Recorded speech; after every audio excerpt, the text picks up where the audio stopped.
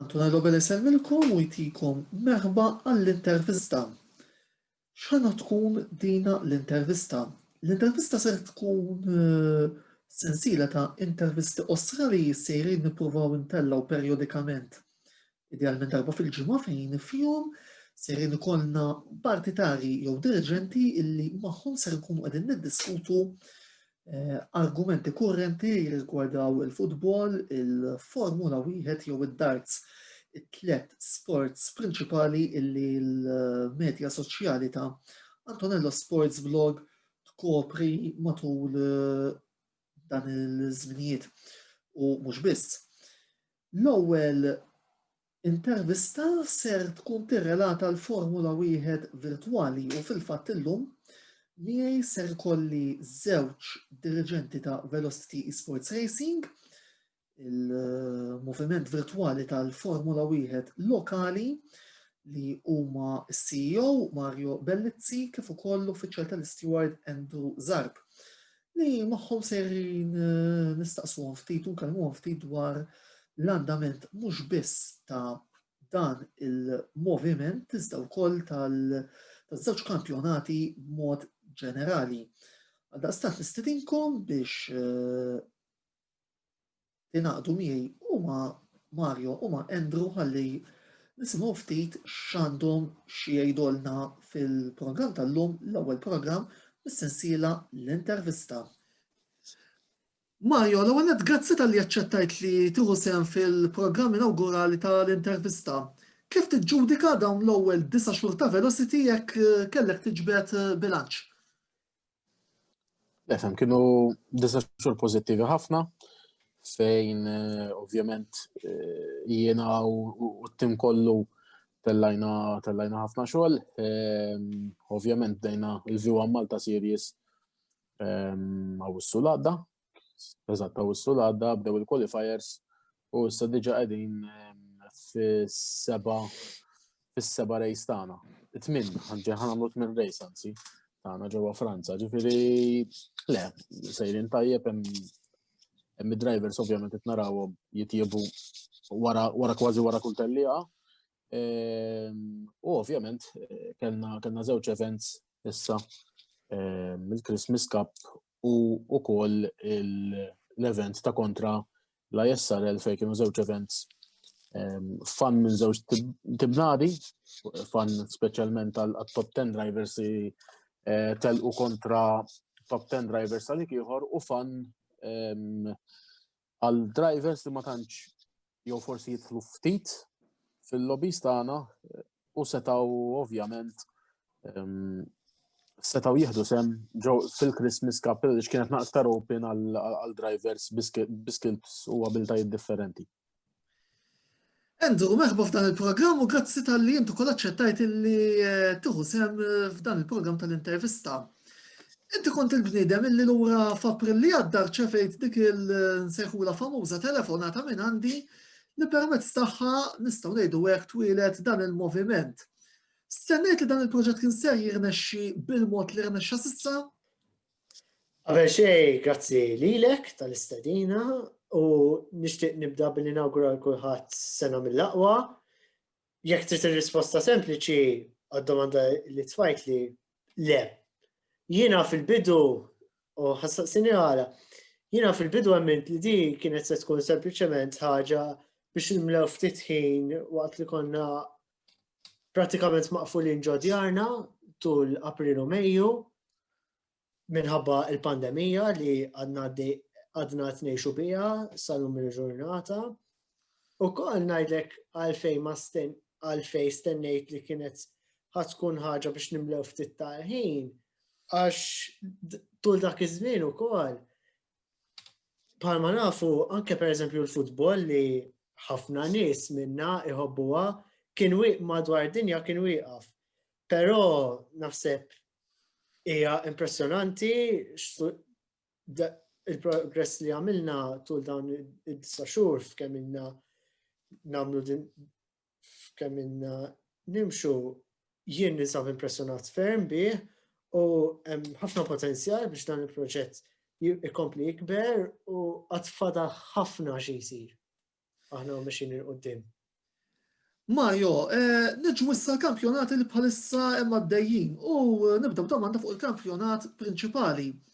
Taħseb li bil-materjal li hemm nistgħu naraw li l-isfida fil-kampjonat tas-sewwieqa tibqa' għaddejja sal-aħħar tiġrija li ser ikollna f'nofs Mejju li ġej ġewwa l-Brażil qabel ma twieġeb id-domanda tajjeb li nfakru wkoll min qiegħed isegwi li dan il-programm ġie irrekordjat qabel nhar is-Sibt 2 ta' Jannar qabel il-Grand Prix ta' Franza li kellna appuntu jumejn wara it-2-4 ta' Jannar. Dan il-programm qiegħed jixxandar nhar il-ħamis 7 ta' Jannar. Ifhem, milli qed jidher s'issa kellna ħafna rebbieħa differenti. L-unika driver li rebbaħ żewġ races kien Simeon Neċef.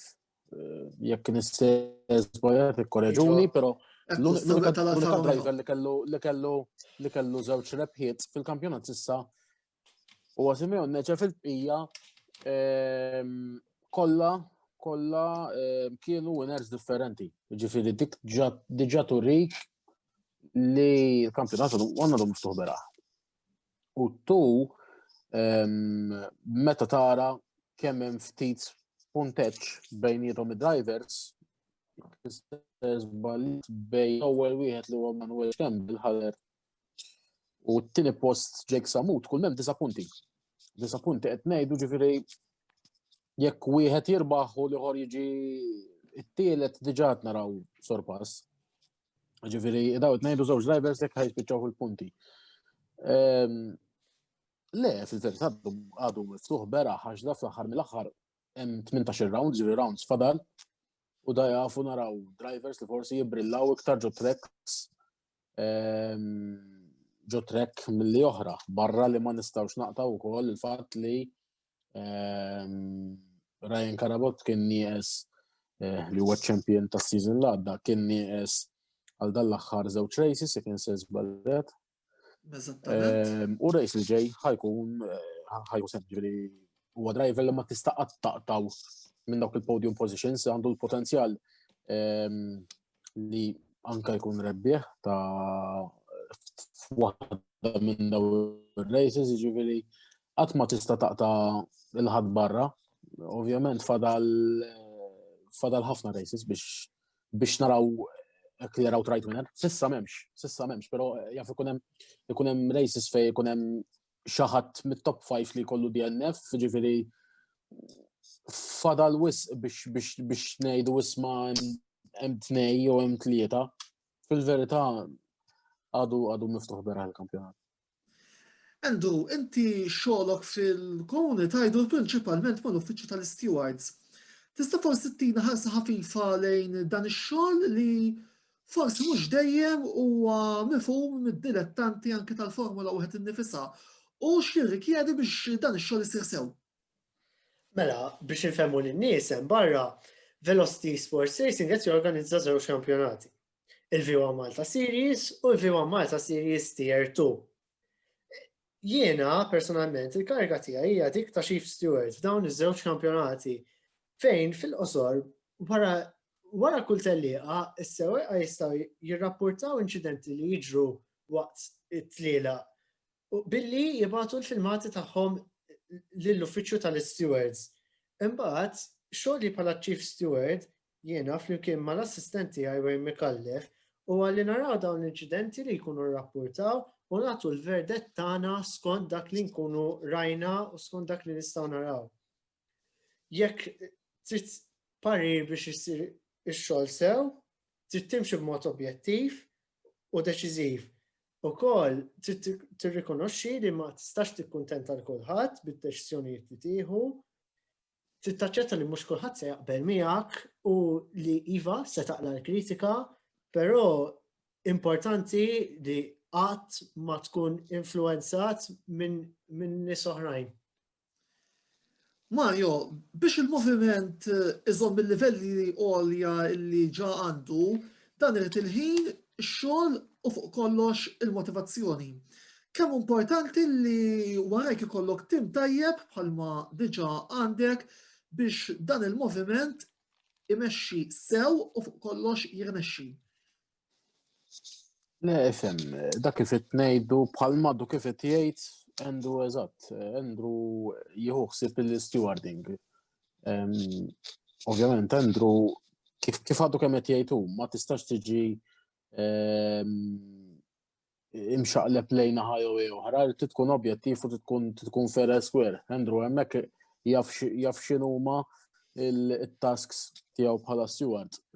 Da biex nagħti eżempju, eżek qed tgħid ir-referi fil-logħba tal-futbol. Referi ma jistax jażel sajd, ir-referi qiegħed hemm biex ikun il-bilanċ bejn iż-żewġ timijiet. U l-istess ħaġa f'dal-każ Andrew, ġifieri Andrew wieħed mit-tim, inti wieħed mit-tim fej narawk kważi kull ġimma meta il-races tal-kampjonat.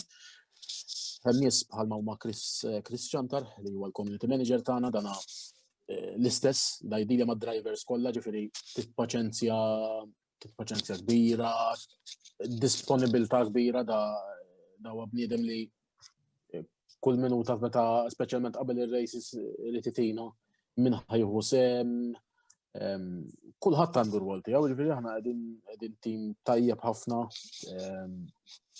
Anzi, l-iktar ħaġa li nista' ngħid u li verament hija xi ħaġa li naħseb turi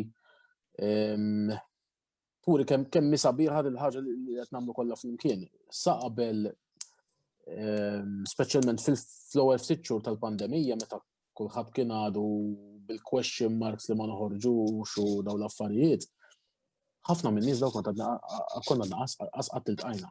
Ġifieri mina kont naf l-Antonello qabel, però Andrew kont għaddaqat ma ltqajt miegħu u Chris kont ltqajt miegħu, ġifieri dik hija waħda mill-isbaħ affarijiet fil-verità ta' kif bdiet Velocity. Ħafna minn dawn nies qatt ma ltqajna personalment, però xort tar nixxilna niftehmu telefonati bħal daw bħalma qed nagħmlu bħalissa, xorta nixxilna niftehmu biex ovvjament nagħmlu dik li Velocity llum. Ġifieri dik hija waħda mill-isbaħ affarijiet fil-verità meta tara l-istorja ta' Velocity kif bdiet. Andrew, minkejja d-dominju ta' Kevin Lucchese u Renault, it-tieni kampjonat xorta waħda qed titina diversi tiġriet interessanti u mimlija inċidenti. Kemm taħseb li minkejja dan id-dominju, it-tieni kampjonat għandu xorta jiġi segwit mid-dilettanti tal-Formula 1 virtwali? Alla folja kif qed tajjeb inti, Kevin Lucchese fir-Renault qed jiddomina l-V1 Malta Series Tier 2. Nemmen li t-tieni parti tal-kampjonat xorta waħda se tkun interessanti immens u għatem ħafna li għatiriti jiġi deċiż fuq trakka. U koll tajjeb ngħidu li s'issa bħalma qed inti propjament kull għalli kellna f'dan il-kampjonat kien interessanti immens u dejjem xi storyline drammatiku. Allura iva ngħid fit-tieni parti tal-istaġun se nkomplu bit-tliela interessanti ħafna u allura iva inħeġġeġ lin-nies biex ikomplu jaraw it-tliela tal-V1 Malta Series Tier 2 tul 2021. Mario, fl-aħħar u mhux l-inqas, x'inhu l-messaġġ tiegħek għal min qiegħed isegwi dan il-programm qasir li qed intellaw? Kif ukoll għalfejn wieħed għandu jingħaqad mal-moviment Velocity Esports Racing?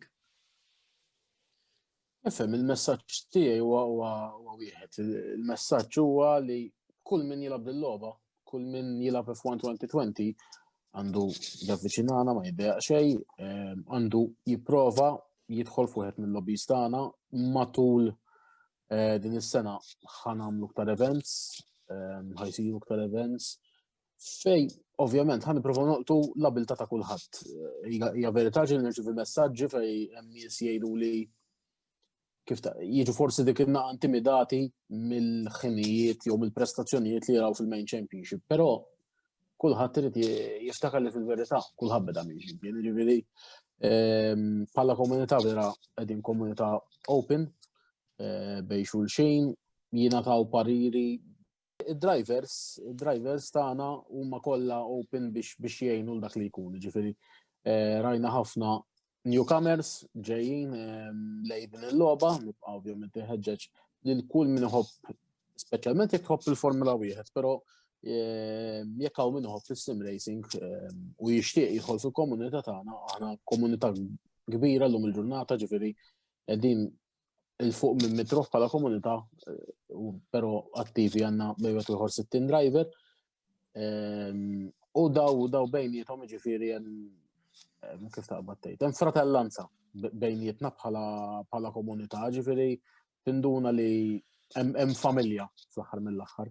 Allura nħeġġeġ il-kull min forsi qed jieħu gost jarana, però jixtieq jipparteċipa u tiżomm lura nħeġġu sabiex ovvjament javviċinana u jkun jista' jieħu sem fl-attivitajiet tagħna.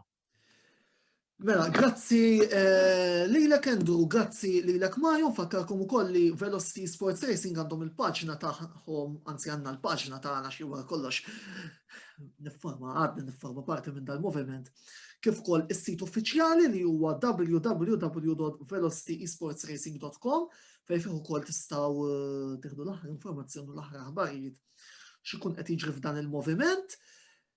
Min-naħa tiegħi l-appuntament tagħna ser jipprova jkun ukoll għal-ġimgħa d-dieħla fejn ser ikollna mistiedin differenti u suġġetti differenti. Infakkarkom ukoll biex iżżuru l-medja soċjali kollha tagħna sew fuq Facebook, sew fuq dan l-istazzjon ta' YouTube kif ukoll fuq il-sit uffiċjali tagħna bil-informazzjoni kollha li ser tkun fuq il-krediti tal-aħħar illi sejrin nurukom. Antonello Bela, flimkien ma' Andrew Zarb u Mario Bellizzi iselmulkom u sakemm nerġgħu niltaqgħu ħudu ħsieb.